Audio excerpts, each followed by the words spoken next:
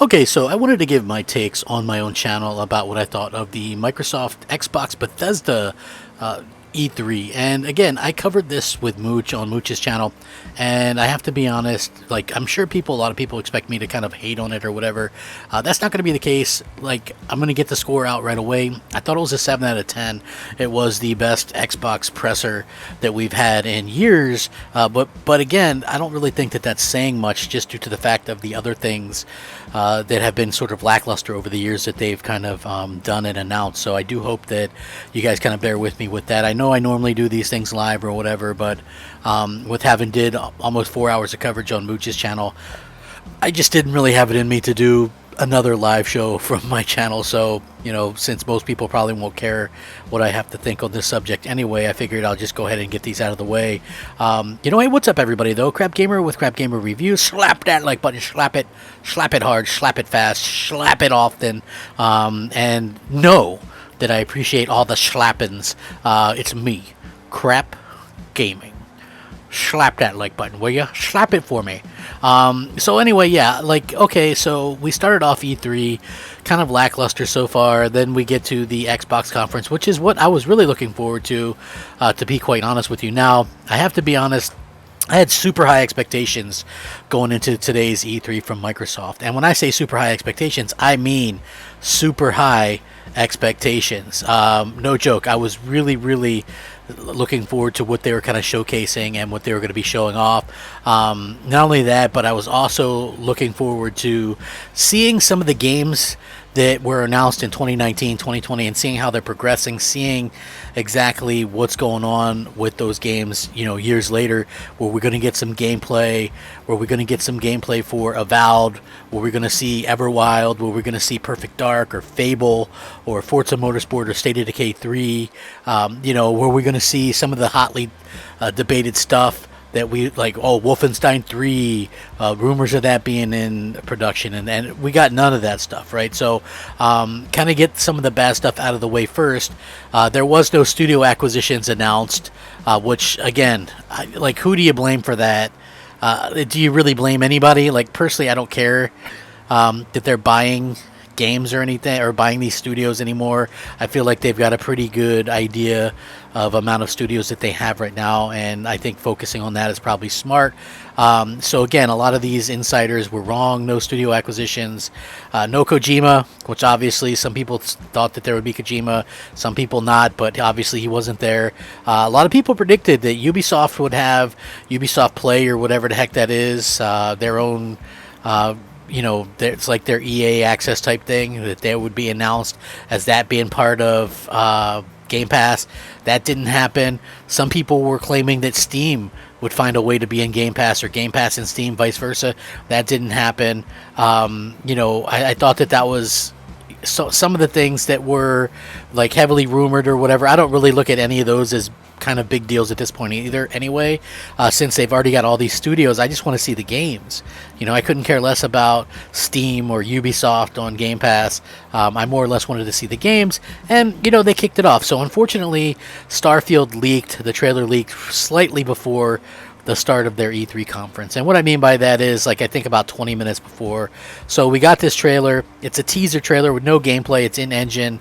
It gave a release date of 11/11/22. Now, for me personally, the release date, a year and a half away, they'll probably hit that, I guess. But, anything can happen, and that could easily get pushed back into, 2023, which would be a bit of a bummer. So even though we got some of these type of announcements that people kind of were looking forward to, we didn't really learn much about Starfield through this trailer, unfortunately. I would have loved to actually learn a little bit more of what it was about, but again, we didn't really get any of that, unfortunately. And again, we can't even really see necessarily what the game itself was trying to offer, but we did manage to sort of look, and I found some information about it that came out after, some details. There's a custom character creator, takes place hundreds of years in the future, built on an all-new creation engine 2, and they answer humanity's greatest mystery, apparently.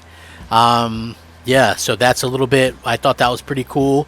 I thought that, I'm looking forward to that, but, a year and a half away, so, that's cool. They also did Stalker 2, which, just to be honest with you guys, this game, I already wasn't interested in it, but seeing like the campfire stuff or whatever, it's very much Metro type game looking to me, and the campfire stuff talking and just did not appeal to me as a gamer at all. So yeah, not sort of a miss right there. Then they did Back for Blood, which is Game Pass day and date October 12th. I'll be there, so that's a good thing. Like, I looked at that as a very positive announcement, that they're going to be able to do that, and looks amazing. I think that's awesome. Like, I loved Left 4 Dead 1 and 2, and this is something that I definitely could see myself playing, and, nice to see that happen. The other game, which was up next, was Contraband from Avalanche Studios, Day 1 Game Pass. This is a third-party exclusive from Avalanche Studios. So a little bit of information that I could find from you guys is it's announced by Avalanche Studios, a new co-op open-world game coming exclusively to Xbox and PC. Like, it's weird to me to say exclusively to Xbox and PC, because exclusive means exclusive to me. But yeah, so anyway, that's coming to exclusively to Xbox and PC. We don't have any kind of release date on that. By the way, Stalker 2, that's a timed exclusive, April 28th, 2022. So that's not a this year game either, unfortunately. So that's kind of a bit of a bummer. Sea of Thieves, Pirates of the Caribbean, Jack Sparrow. Looks like this is some kind of like single player inspired storytelling. I thought this was fantastic, and I wasn't really looking forward to having Sea of Thieves content there, but this is pretty incredible looking. It gets me excited. I'm going to jump back in and play this. June 22nd. By the way, June 22nd. So yeah, absolutely incredible to sort of see that. Looked good, sounded good. I'm very interested to see what that's all about. Very cool stuff there. Yakuza Like a Dragon in Game Pass today. I thought that was a really cool announcement to do. That was heavily rumored. That actually leaked yesterday as well. Then they went off to the Battlefield gameplay, October 22nd. No Game Pass. So again, that's something that, some of these insiders kind of got wrong. So Battlefield, whatever the hell that is, it looks like Battlefield 4 Part 2, but just looks like more Battlefield. But I'm sure a lot of people that are Battlefield fans love that. It's going to come out October 22nd. Then they did 12 minutes, not exactly my thing. Psychonauts 2 looked brilliant, looks really great, but that's a multi-plat coming to PlayStation and Xbox August 25th, so we do get a release date for that, which I thought was really, really cool. Bethesda Games came out, and they announced some games that are coming out available today, which was Doom, The Evil Within 2, Dishonored, Fallout 2, Fallout Tactics, Fallout 3, Wolfenstein 2, Rage, Yakuza Like a Dragon was one of them. Again, that's not a Bethesda game, but yeah, so they announced that a bunch of new Bethesda games are coming to Game Pass, and that's cool, I guess. Like, that's not really my thing, but Fallout 76 The Pit, so an expansion for that was announced. Elder Scrolls Online gets enhanced for the new consoles on Tuesday. Then they went in and did some indie games. Party Animals 2022, Hades is coming to Game Pass and PlayStation August 13th. Somerville 2022. Now, Halo Infinite, for some reason, I thought that this game would show out. I know people were saying it wasn't going to look amazing, etc., etc. But you have 6+ years to make this game, a new engine, over $500 million budget. You have the original guy from Halo, Joseph Staten, back in charge of the single player. This game didn't even have a release date. They just put that it's coming out this holiday. They didn't show any actual gameplay, just quote-unquote in-engine stuff, basically the equivalent of a cutscene. So I don't understand why they wouldn't, if they have any kind of faith in this game, why they refuse to show any gameplay. Even for the multiplayer, it looked like they weren't really showcasing gameplay, quote-unquote. They were more or less kind of showcasing it looked like in-engine stuff with very little tidbits of some multiplayer. So, and it looks like Halo multiplayer. So I guess that's good in a way. But, again, I'm really worried about this game. No release date. It's very scary to think that Halo could be pushed back yet again. It doesn't look like it's in the best state. They did Diablo 2. Coming out 9/22 remake or whatever. Sounds cool. Plague Tale Requiem, Far Cry, not my thing. Slime Rancher 2, Shredders 2021, Atomic Heart replaced Grounded, Among Us, Euden Chronicles 2, The Ascent is coming out July 29th, Age of Empires 4, which is PC only, Outer Worlds 2, again, that's super early in production, probably a few years away at least, Flight Sim, July 27th, Forza Horizon 5, November 9th. That was probably the best announcement to me.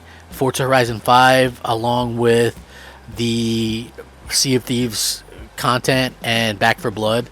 Those are probably the biggest shocking announcements for me. And then also, they did like a one more thing type situation with Arcane Austin Studios with Redfall 2022, which to me is a 4-player co-op, sort of like Left 4 Dead, which is weird since they got Back for Blood, but it looks like this is something that they're going to be doing as well, and I thought it looks pretty cool, that they were able to kind of go out there and have a new game that's going to be coming out, and it's going to be looks really good to see that they're kind of pushing this the way that they are. Again, kind of surprised us. So that's a new IP, and it's supposedly coming next year. Redfall, it's an open world shooter IP from Arcane, with having to do with like vampires, kind of stylized graphics or whatever. And they say it's coming out middle of next year. So I thought that was a really cool thing. That was a big surprise. I guess that was the big surprise. That was the only game that was in there that was a surprise, in my opinion. Everything else had been rumored, or even the Sea of Thieves and Grounded stuff, we didn't know specifically what those were, but we knew that those were rumored to be shown off again.